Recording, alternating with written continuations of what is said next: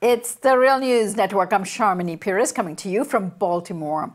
Venezuelans headed to the polls on Sunday and gave the governing United Socialist Party of President Nicolas Maduro a resounding victory. According to the National Electoral Council, the Socialist Party of Maduro won 17 of the 23 state governorships, with one remaining that is too close to call. Here's what President Maduro had to say immediately following the announcement of the results. Today, Chavism devastated the opposition. Today, we have 17 governorships, and today we have 54% of the votes. Today, we have 61% participation, and today, the homeland has strengthened with 75% of the governorships determined.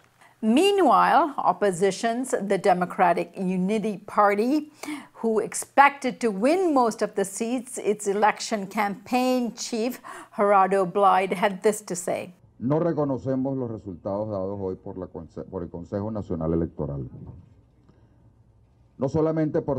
We don't recognize today's results given by the National Electoral Council, not just because of all the legal violations that were committed during the process, which had forced us to alert Venezuelans to the illegal restrictions on candidates and what took place in the last 48 hours in regards to moving electoral stations in the country with the aim of preventing Venezuelans from voting freely.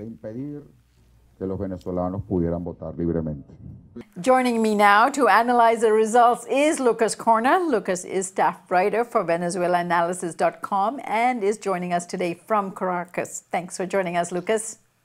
Great to be here, Sharmini.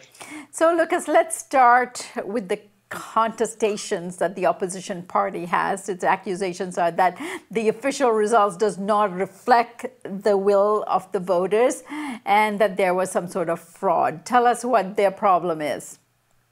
The opposition has two main gripes from Sunday's vote. The first of them has to do with the relocation of some 240 voting centers that were largely located in opposition areas. That was announced weeks ago by the National Electoral Council and was finalized on Thursday evening. So this has a backstory because this relocation had to do with the July 30th National Constituent Assembly elections, which were marred by deadly anti-government protests. In which 200 voting centers were attacked when the opposition called for their supporters to take the streets to prevent this vote from taking place. So in many of these cases, these voting centers were damaged, and the CNE decided to relocate these voting centers in order to guarantee a more smoother process. Now, Lucas, this was 274 voting centers that were relocated. That's a fairly large number, perhaps confusing some of the voters. Is there any legitimacy to that?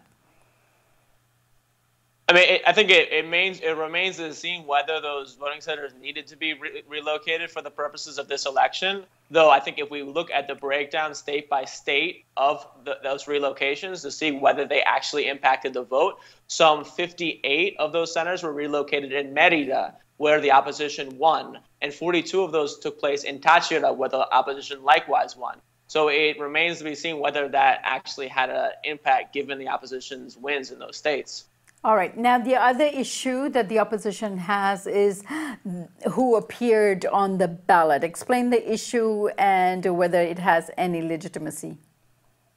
Well, the National Electoral Council basically did not permit the substitution or modification of candidates after August 16th, so that after the opposition primaries were held, the losers of those primaries were not removed from the ballot. However, in every one of the states, when you analyze the breakdown of the percentages, the opposition candidate were unified. All opposition voters were unified around a single candidate. So it was not basically none of those candidates who were on the ballot who had lost received any votes because the opposition called on their supporters to unite around the de facto candidate. So again, it's unclear whether that actually had any impact on the vote.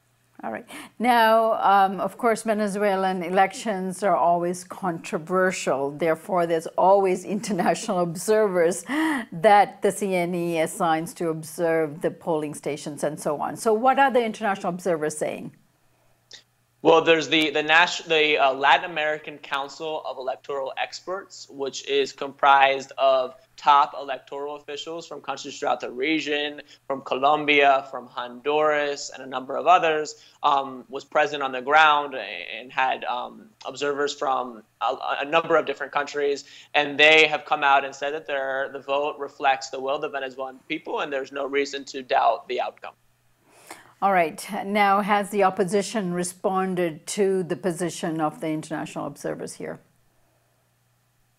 I mean, I think it's important to point out that the opposition, despite, in Venezuela, this is the 23rd election that Venezuela has held over the last 18 years, and that, despite all of those being validated by international observers, the opposition has consistently cried fraud in those elections in which it has lost, most recently in the National Constituent Assembly elections, in which it declared that illegitimate, but also in the 2013 presidential elections, in which, despite international observers being present and validating the vote, they called on their supporters to take the streets, and 11 people were actually killed in this post-election violence. So there is a tendency, a long-standing trend by the opposition of denying the results of these elections and refusing to recognize the legitimacy of the National Electoral Council.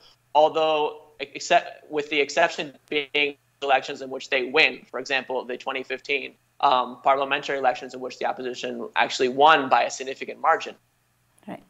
All right, let's shift to the pulse or the sentiments in the community of voters. Now, it is safe to assume that given the kind of contestation and reports we've seen on the ground in Venezuela in terms of food shortages, in terms of the economic crisis, in terms of availability of goods and so on, and plus add to that now inflation, which is estimated to be some 700% per year. Given all of this, we still had the ruling party candidates for governorship endorsed here. Why? Yeah, I think we need to break this down to look at the factors here. I think the first factor, when we were on the ground yesterday talking to people in Miranda State, which is closest to Caracas, that the people's main grievance was the violent anti-government protests that took place earlier this year from April through July, and over 100 people dead. And the failure of the opposition governor to rein in these protests, and the police force, the state police force, had to be intervened by the central government on account of this. This was a major issue for people there. The issue of security, likewise, it felt that the opposition governor was not managing the situation in any effective. Likewise, it's important to recognize that the impact of U.S. sanctions and international pressure on Venezuela, which have had perhaps an unintended effect of increasing Maduro's popularity, which has increased almost 6 points since July.